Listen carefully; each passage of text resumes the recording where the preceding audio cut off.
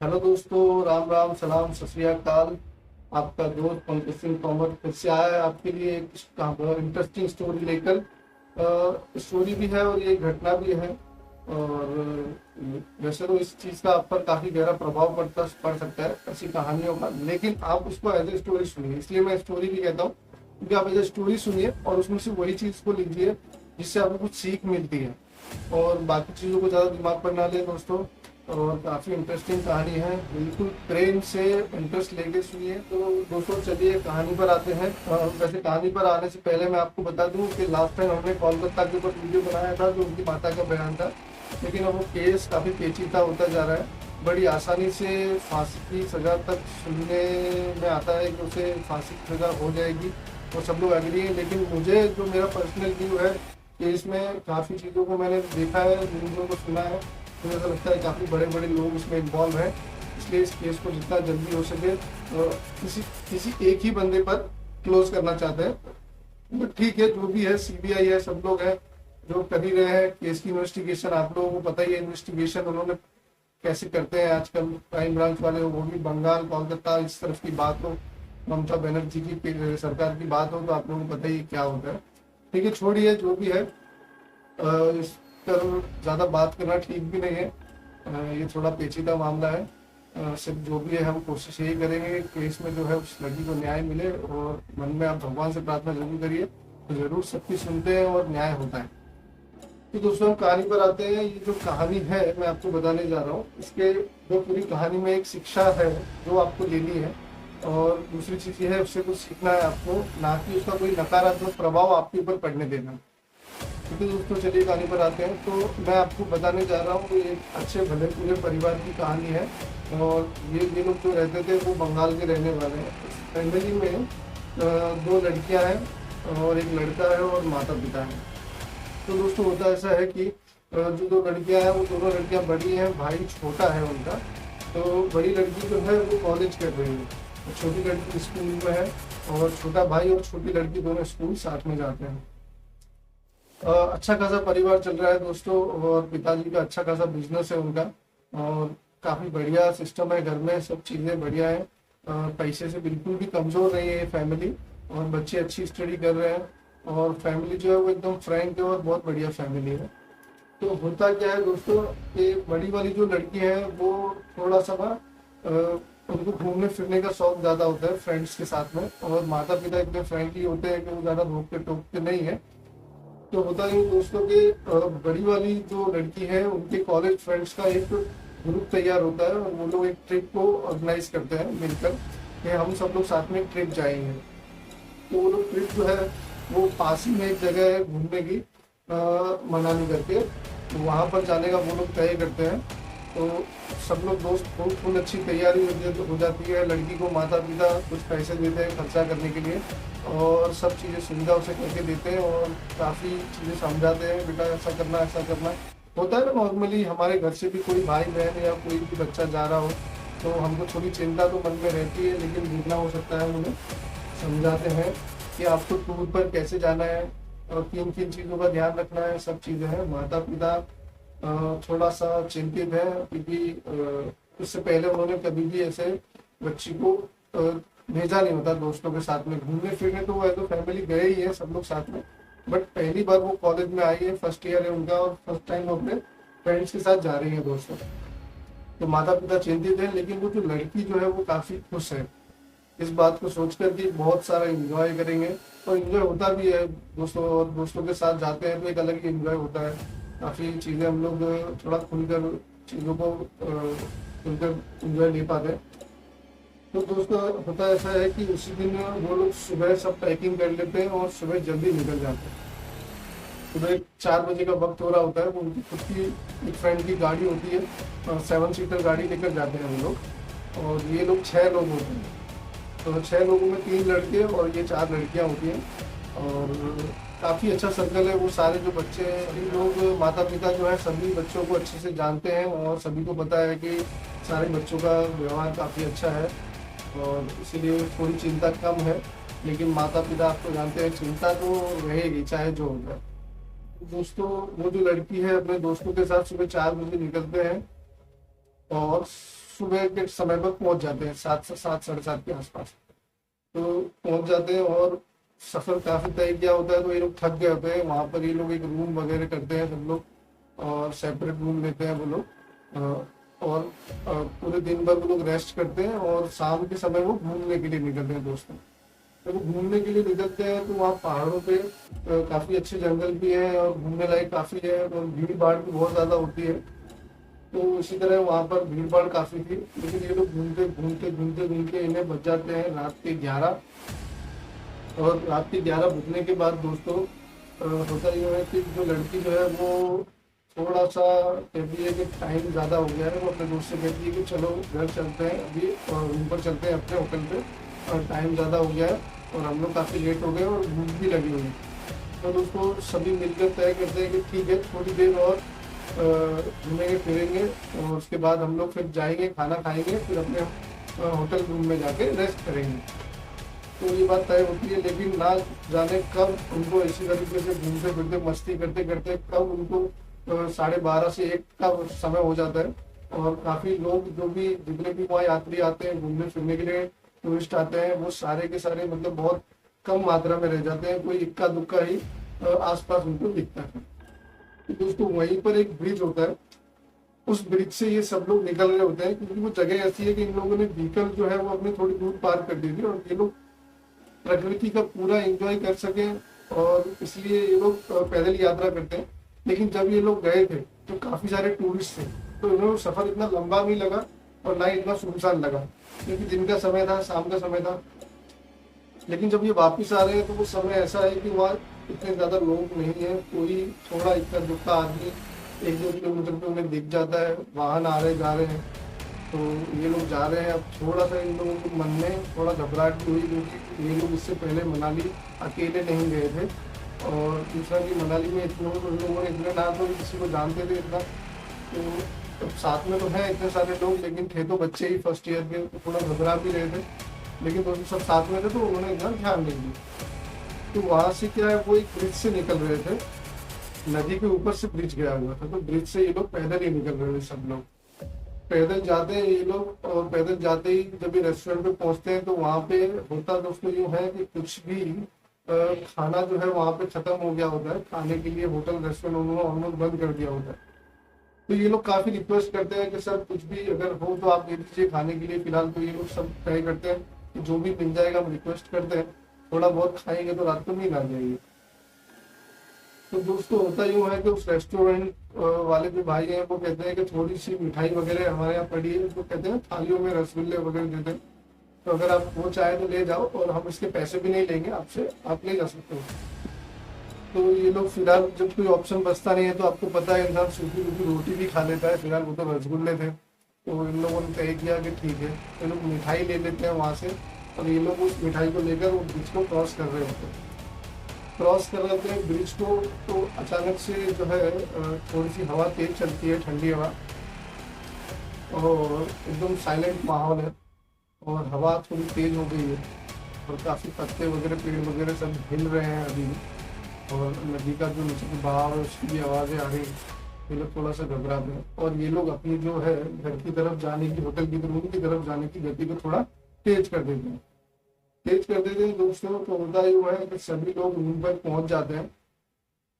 और रूम पर जाने के बाद क्या होता है दोस्तों कि रास्ते में वो जो लड़की होती है वो मिठाई में से 2 रसगुल्ले खा लेती है। रसगुल्ले खा लेती है दोस्तों, तो वो जब वहाँ पहुंच रहे होते हैं, बाकी सब तय करते हैं कि हम लोग होटल पर रूम पे बैठ कर आराम से खाएंगे, तो वो लड़की का मन नहीं मानता है तो वो खा लेती है। अब वो जब वो रसगुल्ले खा लेती है, वो खाते खाते 2-3 रसगुल्ले खाते और वो लोग घर पहुंचते हैं होटल पे।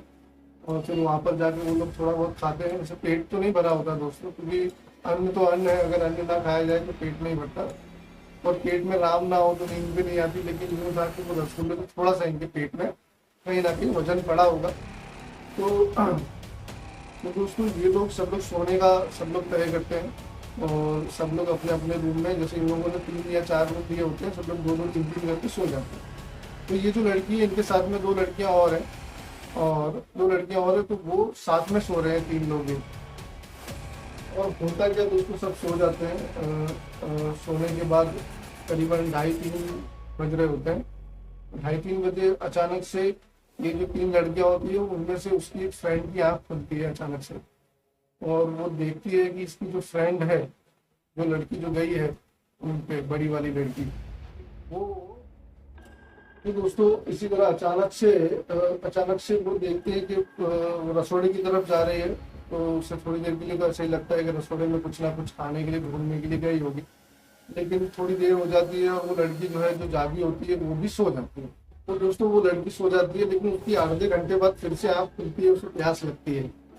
वो देखती है कि वो लड़की अभी भी बिस्तर पर नहीं है और रसोई की लाइट बंद है। तो उसे ऐसा लगता है कि इतना टाइम हो गया, कहाँ गई है। तो वो उठती है, पहले वो पानी पीती है, बेड के पास में बोतल रखी होती है, पानी पीती है और वो उसे आवाज़ देती है, तो सामने से कोई आवाज़ नहीं आ रही होती है। और फिर वो जाकर देखने की कोशिश करती है कि भाई ऐसा क्या हो गया। अभी उसको डर नहीं लग रहा है, क्योंकि देखो दोस्तों, नॉर्मली ऐसे हम जब होते हैं तो हमको जब तक कोई हमारे साथ कुछ भी घटना नहीं होती तो हमको कभी कोई चीज़ का भय नहीं होता, और ऐसा ही होना चाहिए व्यक्ति।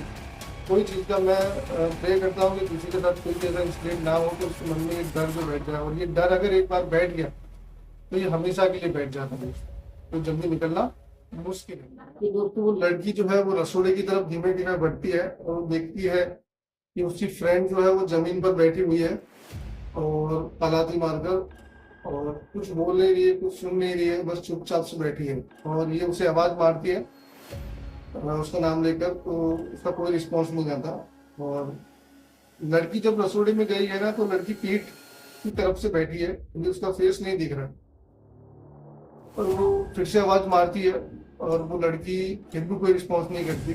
तो ये जाकर उसके कंधे पर यूं करके हाथ रख देती है। हाथ रखती है तो वो लड़की अचानक से पीछे गर्दन घुमा देती है अपनी। और मतलब हम जैसे नॉर्मली जब कोई हमको आवाज मारता है, हम देखते हैं तो हमारी बॉडी की थोड़ा डिग्री घूम जाती है इसको देखने के लिए, लेकिन उस लड़की की जो है बॉडी इतनी ज़्यादा नहीं घूमी है, बिल्कुल नॉर्मली, और उसने गर्दन को भी पूरा इसी तरीके से मोड़ दिया है। और एकदम आंखें चढ़ी हुई है उसकी, फेस पर ऐसा कुछ भी नहीं है एक्सप्रेशन जो बहुत ज़्यादा डरावना हो, लेकिन आंखें उसकी ऊपर चढ़ी हुई है, पुतलियाँ चढ़ी हुई है, और फेस में थोड़ा सा चेंजेस वगैरह है। लेकिन वो जो साथ में जो सहेली होती है वो एकदम से बहुत ज़्यादा डर जाती है, बहुत ज्यादा डर जाती है। वो एकदम से डर कर चिल्लाती है, तो उसकी और जो एक फ्रेंड साथ में सो रही होती है तीसरी, वो भी जग जाती है और वो बुलाकर लाती है। आसपास के कमरे में ही सब लोग होते हैं, तो सब लोग आते हैं, बातचीत होती है। उसमें एकदम से जोर से एक लड़का आता है, थोड़ी हिम्मत करके जोर से उसको धक्का देता है, तो अचानक से उसको लड़की को होश आता है। वो बोलती है कि मैं यहाँ कैसे आ गई।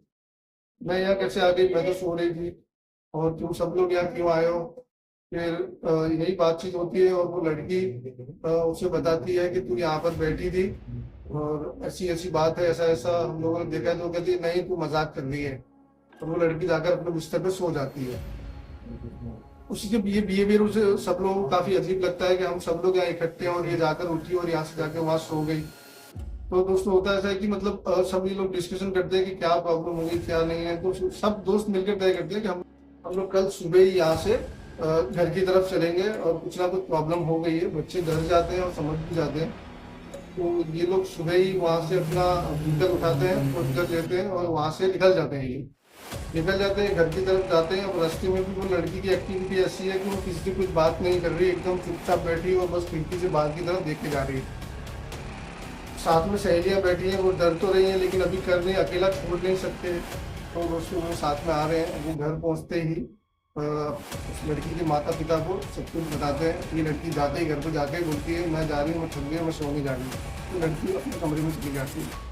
और काफी बच्चे डरे होते हैं, तो माता पिता पूछते हैं भाई क्या बात है, कैसी रेट रेट कुछ बताइए। तो वो लोग काफी डरे हुए होते हैं। तो उनकी माता जो है इनकी पीठ को भाप जाते हैं कि प्रॉब्लम है इन सभी का चेहरा देखकर। तो वो पूछती है उनसे कि क्या बात हो गई, आप लोग कुछ परेशान लग रहे हैं। तो ये बच्चे डरते डरते सब चीजें बताते हैं। तो माता जी जो है वो सुबह ही ये लोग पहुंचे होते हैं, और तुरंत जैसे 9 साढ़े 10 बजे के आसपास ये मंदिर जाती है माता जी। और इनके जो है ना एक मंदिर के पुजारी जी है जो काफी मतलब ज्ञान रखते हैं चीजों का और बहुत पूजा पाठ करते हैं। तो होता दोस्तों यूं है कि ये लोग मंदिर जाते हैं, और मंदिर जाते हैं तो पुजारी से बात करते हैं, और पुजारी जी बोलते हैं मैं आपको कुछ सामान बताता हूँ, वो आप लेकर आइए और घर पर उस लड़की को पता नहीं चलना चाहिए। मैं आपके पास आऊँगा, दोपहर के समय आऊँगा। बोले ठीक है। फिर पुजारी जी जो है मंदिर की पूजा वगैरह सब सब कुछ करके और सब भक्तों को प्रसाद ग्रहण करवा के और वो जो है घर पर आते हैं। तो पुजारी जी जब घर पर आते हैं तो वो बच्ची अपने कमरे में ही होती है। जब से वो आई तब से वो कमरे से बाहर नहीं निकली। तो पुजारी जी को बताती है उनकी माता जी कि वो उस कमरे में है। और पुजारी जी बैठते हैं, उनकी माता जी पानी वगैरह लाती है तो पुजारी जी मना कर देते हैं कि देखिए मैं अभी आपके घर का ना तो पानी और खाना कुछ भी ग्रहण नहीं कर सकता हूँ। तो दोस्तों होता है ऐसा कि फिर से पंडित जी जो है वो पूछते हैं कि बच्ची कहाँ है, तो माता बताती है कि वो अपने कमरे में ही है। और तो बोलते हैं जाओ उसे बुला कर लाओ।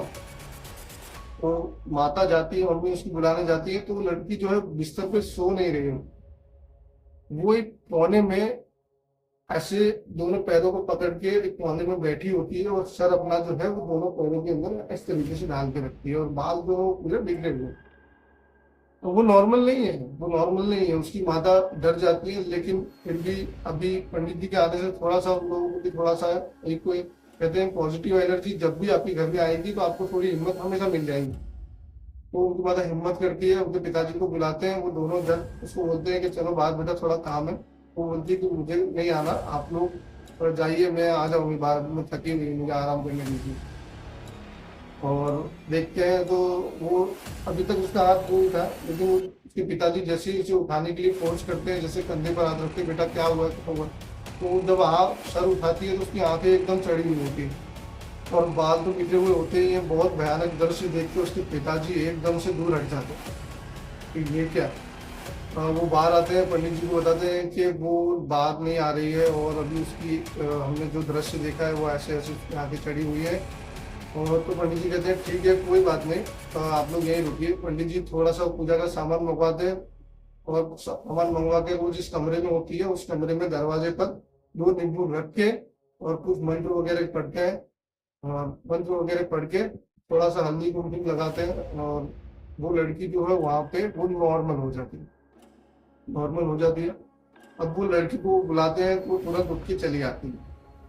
वो पंडित जी को नमस्ते कर रही है, वो लड़की एकदम नॉर्मल है और उसके सर में काफी पेन हो रहा है। एकदम धीमी सी आवाज में कह दी हाँ पंडित जी राम राम, कैसे आए आप, कब आए, पता ही नहीं चला, घर में मम्मी पापा ने बताया ही नहीं, बुलाया ही नहीं, लेकिन पंडित जी आप आए हो, तो कैसे आना हुआ पंडित जी और कैसे है, सब बढ़िया, सब बातचीत होती है। पंडित जी कहते हैं कि बेटा आपको ना थोड़ा सा हम एक छोटी सी पूजा कर रहे हैं और जिसमें आपको आना होगा, तो आप हमारे साथ चलिए और पूजा में चलते हैं, थोड़ा सा पूजा पाठ करके। तो वो लड़की जो है वो कहती है कि मैं गुरुजी अभी मैंने स्नान नहीं किया, नहाया नहीं, वो कैसे भी करके पूजा में बैठने के लिए मना कर देती है। तो पंडित जी जो है अब वो समस्या ये हो रही है कि पंडित जी उसे बैठाना चाहते हैं, वो बैठ नहीं रही दोस्तों। और आगे की कहानी जानने के लिए मैं आगे की कहानी फिर से पार्ट 2 में अपलोड करूंगा, क्योंकि कहानी क्या है दोस्तों काफी बड़ी हो जाती है। इतनी बड़ी कहानी सुनने के लिए काफी सारा समय चाहिए और आजकल का टाइम जो है वो काफी बिजी है। तो पंडित जी आगे क्या करने वाले हैं ये जानने के लिए आपको मेरे चैनल को सब्सक्राइब करना होगा, ताकि पार्ट 2 का नोटिफिकेशन आपको आपके यूट्यूब पर मिल जाए दोस्तों। और लाइक सब्सक्राइब करिए, जिससे हम लोगों को काफी हिम्मत मिलती है और अच्छा लगता है वीडियो बनाने में। होता है ना ऐसा कि जैसे कोई लाइक आप सब्सक्राइब करते हो, लाइक करते हो, तो आपको पता चलता है कि ऑडियंस सुन रही है। तो ऑडियंस सुनती है तो वक्ता को बोलने में मजा आता है। अब सामने कोई बैठा ही ना हो, कोई सुनने वाला ही ना हो, तो वक्ता क्या बोलेगा, ना उसे बोलने में मजा आएगा ना लोगों को सुनने में मजा आएगा। तो मुझे भी बताने में मजा तभी आएगा आगे की स्टोरी, जब आप लोग लाइक करेंगे सब्सक्राइब करेंगे। दोस्तों आगे की स्टोरी जो है वो इतनी भयंकर और भयानक है, वो जो आत्मा है वो आगे जाकर वो सब चीजें बताने वाली है कि क्या हुआ, कैसे हुआ, मैं कहाँ से आई, क्यों आई, कैसे मेरी मृत्यु हुई, मुझे मारा गया या मैं खुद मरी, वो सब चीजें वो आगे की कहानी में आपको बताएगी दोस्तों। ठीक है, राम राम, सलाम, सत श्री अकाल। आगे की गाने सुनने के लिए आइए मेरे चैनल पे। थैंक यू सो मच दोस्तों।